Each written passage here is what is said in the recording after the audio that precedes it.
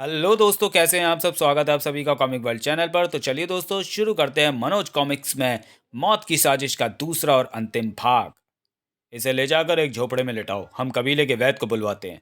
ठीक है सरदार। तीनों जीत सिंह को लेकर वहां से वापस चले गए। थोड़ी देर बाद कबीले के वैद ने आकर जीत सिंह का निरीक्षण किया। ऐसे सेवक के कंधे पर गंभीर चोट लगी है, इसी कारण यह अभी तक बेहोश है। ओह। इस युवक की बेहोशी शीघ्र टूटने वाली नहीं है। मेरे अनुभव के अनुसार इसे होश में आने में 10-15 दिन लग जाएंगे। ठीक है वैद्य जी, तुम इस युवक का उपचार करो ताकि इसके होश में आने पर हमें यह पता चल सके कि ये कौन है। सरदार के कहने पर वैद्य जी ने जीत सिंह का बकायदा उपचार प्रारंभ कर दिया। इस घटना को व्यतीत हुए 2 दिन हो गए। सूरतगढ़ के राजमहल में महारानी सुजाता देवी व अजीत सिंह की पत्नी रूप कौर चिंतित सी बैठी थी। अजीत सिंह व जीत सिंह को रिंगी पर्वत की ओर गए आज चौथा दिन है। पता नहीं अब तक वे दोनों वापस क्यों नहीं लौटे। माता जी, न जाने क्यों मेरा मन किसी अनिष्ट की आशंका से बार बार कांप उठता है। आप महामंत्री जी को रिंगी पर्वत की ओर भेजकर वहां के समाचार मंगवाइए। मुझे लगता है दोनों भाई किसी गंभीर संकट में फंस गए हैं। रूप कुंवर के कहने पर महारानी सुजाता देवी ने तुरंत महामंत्री चंद्रेश सिंह को बुलवाया। कहिए महारानी जी, मेरे लिए क्या आज्ञा है। महामंत्री जी, राजकुमार अजीत सिंह व राजकुमार जीत सिंह को रिंगी पर्वत पर देवी दर्शन करने के लिए गए आज 4 दिन हो गए, जबकि उन्हें तीसरे दिन ही दर्शन करके वापस सूरतगढ़ लौट आना चाहिए था। आप आज ही कुछ सैनिकों को साथ लेकर रिंगी पर्वत की ओर जाइए और दोनों राजकुमारों की खोज कीजिए। जो हुक्म महारानी जी। महारानी सुजाता देवी की आज्ञा पाकर महामंत्री चंद्रेश सिंह कुछ सैनिकों को अपने साथ ले रिंगी पर्वत की ओर चल दिए। देवी माँ, मेरे दोनों पुत्रों की रक्षा करना। वे दोनों जहां कहीं भी हो सकुशल हों। प्रभु, मेरे सुहाग व उनके भाई की रक्षा करना। महामंत्री चंद्रेश सिंह ने रिंगी पर्वत पर जाकर राजकुमारों की खोज की। अन्य जगहों पर भी उन्हें खोजा, पर उन्हें कहीं भी सफलता न मिली। दोनों राजकुमारों को कहीं भी कुछ अता पता नहीं मिला। अब क्या किया जाए। थक हार कर महामंत्री चंद्रेश सिंह वापस सूरतगढ़ लौट आए। मुझे खेद है महारानी जी, काफी खोजबीन के पश्चात भी हम दोनों राजकुमारों को पता नहीं लगा पाए। न जाने वे दोनों कहाँ गायब हो गए हैं। ओह, ये तो बड़ा ही अशुभ समाचार है। पुत्रों के अनिष्ट की आशंका से महारानी सुजाता का हृदय कांप उठा। अतः उन्होंने महामंत्री को आदेश दिया। महामंत्री जी, चारों ओर गुप्तचरों को फैला दो। हमें शीघ्र ही पता चलना चाहिए कि दोनों राजकुमार एकाएक कहाँ गायब हो गए हैं।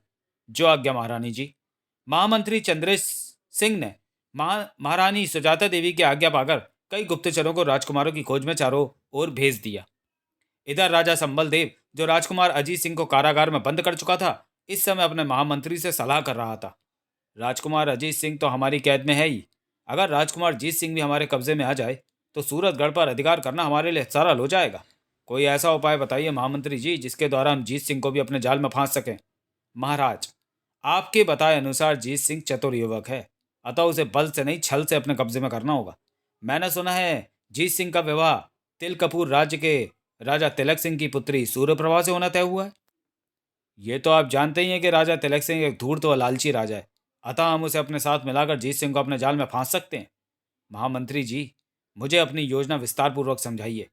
तब महामंत्री सूरज सिंह ने अपनी योजना विस्तार पूर्वक राजा संबल देव को बताई। रस्सी जल गई पर अभी बल नहीं गए। कोई बात नहीं, तुम्हारा यह दम भी उस दिन धूल में मिल जाएगा जिस दिन तुम्हें खबर मिलेगी कि जीत सिंह अपने होने वाले ससुर तिलक सिंह के हाथों मारा गया। संबल देव की बात सुन अजीत सिंह चौंका। क्या बक रहे हो। भला राजा तिलक सिंह अपने होने वाले दामाद को क्यों मारेंगे। ये भी हमारी चाल का ही एक हिस्सा है अजीत। तब राजा संबल देव ने अजीत सिंह को अपनी षड्यंत्रकारी योजना बताई। संबल देव की योजना जानकर अजीत सिंह भड़क उठा। संबल देव, तुम सूरतगढ़ पर अधिकार करने की जो षड्यंत्रकारी योजना बना रहे हो वह कभी सफल नहीं हो सकती। तो माँ, यह सोचना तुम्हारा काम नहीं है अजीत सिंह। लगता है तुम्हारे घाव कुछ ठीक हो चले हैं। मैं अभी सेवक के हाथ तुम्हारे घावों पर छिड़कने के लिए नमक मिर्च मंगवाता हूँ। कुछ ही देर बाद तुम्हारी यही सजा है अजीत सिंह। जब जब तुम्हारा जख्म ठीक होने लगेगा उस पर नमक मिर्च डाला जाएगा। इधर महामंत्री चंद्रेश सिंह के भेजे हुए गुप्तचर दोनों राजकुमारों को ढूंढते हुए झींगा कबीले के सरदार के पास पहुंचे।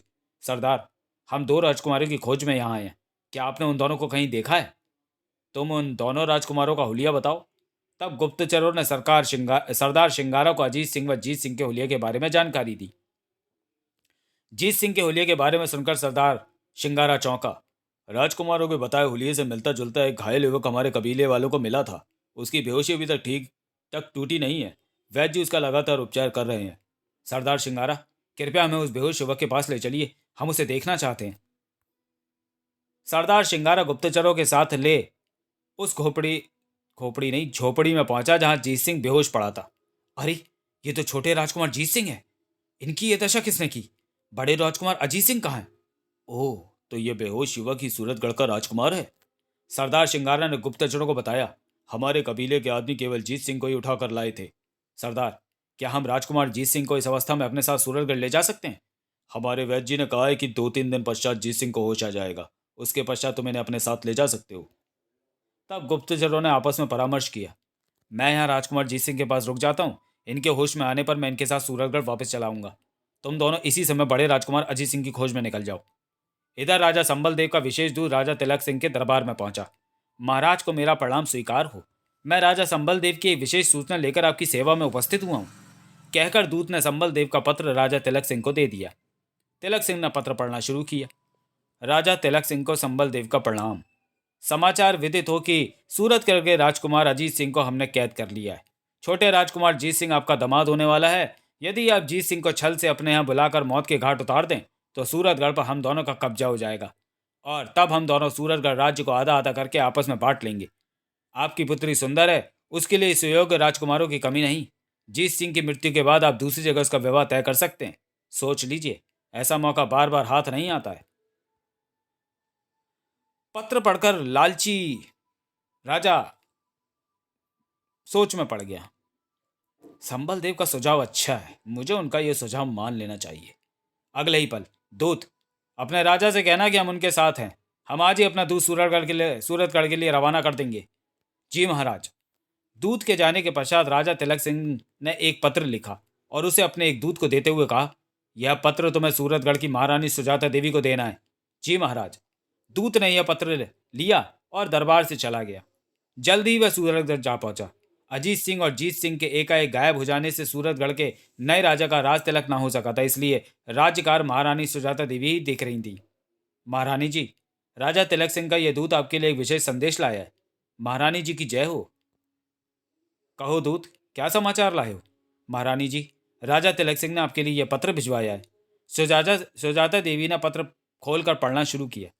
तिलकपुर के राजा तिलक सिंह का महारानी सुजाता देवी की सेवा में प्रणाम स्वीकार हो। आगे समाचार ये है कि हमारे यहाँ की रस्म के अनुसार विवाह से पहले आने वाली पंचमी को दूल्हा अकेला ही अपने होने वाली ससुराल में आता है। आपसे अनुरोध है कि कृपया पंचमी के दिन राजकुमार जीत सिंह को तिलकपुर भेज दें। तिलक सिंह का पत्र पढ़कर महारानी सुजाता देवी सोच में पड़ गई। राजा तिलक सिंह ने जीत सिंह को रस्म का निर्वाह करने के लिए तिलकपुर बुलवाया है और जीत सिंह का कुछ अता पता नहीं। अब क्या किया जाए?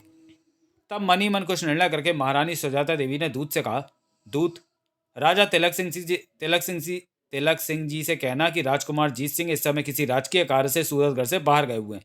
जीत सिंह के सूरतगढ़ वापस आते ही हम पंचमी के दिन उसे तिलकपुर भेज देंगे। जी महारानी जी। महारानी सुजाता देवी को प्रणाम करके दूत वहां से चला गया। तब असमंजस में डूबी महारानी सुजाता देवी महामंत्री चंद्रेश सिंह से बोली, महामंत्री जी, किस्मत हमारे साथ कैसे कैसे खेल खेल रही है। दोनों राजकुमार लापता हो गए हैं। सूरतगढ़ का राज सिंहासन राजा के बिना सूना पड़ा है और अब राजा तिलक सिंह ने अकस्मात अपना दूध भेज दिया है। महारानी जी, धैर्य रखें, सब ठीक हो जाएगा। इस परीक्षा की घड़ी में आपको हिम्मत से काम लेना चाहिए। सहसा कुछ सोचकर सुजाता देवी बोली, महामंत्री जी, गुप्तचरों को दोनों राजकुमारों की खोज में गए हुए कई दिन बीत गए हैं। वे अभी तक वापस नहीं लौटे हैं। अब हमें किस प्रकार राजकुमारों की खोज करनी चाहिए? महारानी जी, मेरा विश्वास है कि गुप्तचर शीघ्र ही राजकुमारों को साथ लेकर सूरतगढ़ वापस लौटेंगे। महामंत्री चंद्रेश सिंह की बात सुनकर महारानी सुजाता देवी ठंडी सांस भरकर रह गई। इधर वैद्य जी के लंबे उपचार के बाद राजकुमार जीत सिंह को होश आ ही गया। मैं कहाँ हूं? भगवान तेरा लाख लाख शुक्र है, तूने मेरी लाज रख ली। यह देख एक कबीले वाला भागा भागा सरदार शिंगारा के पास पहुंचा। सरदार, सरदार, राजकुमार जीत सिंह को होश आ गया। क्या सच? ओह, यह तो बड़ी अच्छी खबर है। आओ हम सब राजकुमार के पास चलते हैं। सरदार शिंगारा गुप्तचर को लेकर राजकुमार जीत सिंह की झोपड़ी में पहुंचा। राजकुमार जीत सिंह एक अजनबी व्यक्ति को अपने देश के गुप्तचरों की वेशभूषा में देखकर चौंका। क्या तुम सूरतगढ़ के गुप्तचर हो? राजकुमार, आपका आपको पूरे 1 सप्ताह बाद होश आया है। जी राजकुमार, महारानी सुजाता देवी ने आपको और बड़े राजकुमार अजीत सिंह की खोज में मुझे भेजा है। यहाँ सरदार शिंगारा के कबीले में आपको बेहोश देखकर मैं यहीं पर रुक गया और मेरे अन्य साथी राजकुमार अजीत सिंह की खोज में गए हैं। क्या मैं 1 सप्ताह तक बेहोश रहा? हाँ राजकुमार, हमारे कबीले के वैद्य जी के अनथक प्रयास से ही आपकी जान बच सकी है। हमें खुशी है कि अब आप पूर्ण रूप से स्वस्थ हो गए हैं। सरदार शिंगारा, मैं आपका और आपके कबीले के वैद्य जी का ऋणी हूँ, जिनके प्रयास से मुझे दोबारा जीवन दान मिल सका है। यह तो हमारा कर्तव्य था राजकुमार। अपने एक सप्ताह बाद होश में आने की बात सुनकर जीत सिंह शोकाकुल हो उठा था। राजकुमार, तुम कुछ दुखी से प्रतीत हो रहे हो। इसका क्या कारण है? सरदार, मैं अपने बड़े भाई अजीत सिंह के बारे में सोचकर दुखी हो रहा हूँ कि संबल देव की कैद में वह न जाने किस हाल में होंगे। क्या? राजकुमार अजीत सिंह जी संबल देव की कैद में? ये कैसे हुआ? तब जीत सिंह ने अपने साथ घटी पूरी घटना सुनाई। सुनकर सरदार शिंगारा ने कहा, राजकुमार, आप दुखी ना हो। मैं इस संकट की घड़ी में आपके साथ हूँ। कहो मेरे लिए क्या आज्ञा है? सरदार, संबल देव के लिए तो मैं अकेले ही काफ़ी हूँ। अगर कभी आपकी सहायता की आवश्यकता पड़ी तो आपको अवश्य कष्ट दूंगा। सरदार, सूरतगढ़ में हमारी माता जी हमारी प्रतीक्षा में व्याकुल हो रही होंगी। अब हमें शीघ्र ही सूरतगढ़ पहुंचना चाहिए। आप ठीक कह रहे हैं राजकुमार। हम अभी आपके घोड़े को यात्रा के लिए तैयार करवा देते हैं। धन्यवाद सरदार। घोड़ा तैयार हो जाने के पश्चात जीत सिंह भी तैयार होकर उस पर सवार हुआ। गुप्तचर भी उसके साथ था। भगवान आपको सकुशल सूरतगढ़ पहुंचाए। सरदार, तुम्हारा प्यार भरा व्यवहार हम जीवन पर्यंत याद रखेंगे। इतना कहकर जीत सिंह ने घोड़ा आगे बढ़ा दिया। उधर सूरतगढ़ के राजमहल की छत पर महारानी सुजाता देवी व राजकुमार अजीत सिंह की पत्नी रूप कौर खड़ी थी। वे दोनों प्रतिदिन महल की छत पर चढ़कर यह देखती थीं कि गुप्तचर राजकुमारों को लेकर आ रहे हैं या नहीं। चलिए माता जी, नीचे चलिए। संध्या हो गई है। लगता है गुप्तचर आज भी राजकुमारों की खबर लेकर नहीं लौटेंगे। ठहरो रूप कौर, मुझे दूर से धूल सी उड़ती हुई प्रतीत होती है। लगता है कुछ घुड़सवार हैं। क्या पता गुप्तचर ही हूँ। सुजाता देवी की बात सुनकर रूप कौर भी सामने की दिशा की ओर देखने लगी। सचमुच दूर सामने से दो घुड़सवार चले आ रहे थे। आपका कथन सत्य है माता जी, सामने से दो घुड़सवार आ रहे हैं। भगवान करे ये लोग मेरे बच्चों की खबर लेकर आए हों। धीरे धीरे दोनों घुड़सवार राजमहल के समीप आ पहुंचे। रूप कौर ने दोनों को ध्यान से देखा तो चौंक पड़ी। अरे, ये तो गुप्तचर के साथ स्वयं राजकुमार जीत सिंह है। तब अजीत सिंह कहाँ है? जीत सिंह को अकेला देखकर रूप कौर का दिल बुरी तरह धड़क उठा। वह किसी अनहोनी के भय से कांप गई। आशंकाओं से घिरी हुई रूप कुंवर के साथ महारानी सुजाता देवी छत से नीचे उतरने लगी। जरूर अजीत सिंह के साथ कुछ अशुभ घटा है। हे भगवान, मेरे पतिदेव कहाँ रह गए? उनकी रक्षा करना। जैसे ही दोनों नीचे पहुंची, बेटा जीत सिंह, तुम इतने दिन कहाँ रहे? अजीत सिंह को कहाँ छोड़ा है? माँ, क्या राजा संबल देव सूरतगढ़ पर अपना अधिकार कर सका? राजकुमार अजीत सिंह का क्या हुआ? राजकुमार जीत सिंह तिलकपुर पहुंचा तो वहां उसके साथ क्या हुआ? सूरतगढ़ पर दुख का प्रभाव कब तक रहा? इन प्रश्नों के उत्तर जानने के लिए इंतजार कीजिए मनोज कॉमिक्स के आगामी सेट की कॉमिक्स करामाती देवता का। तो चलिए दोस्तों, वीडियो को यहीं समाप्त करते हैं और मिलते हैं करामाती देवता के अगले वीडियो में। तब तक के लिए धन्यवाद।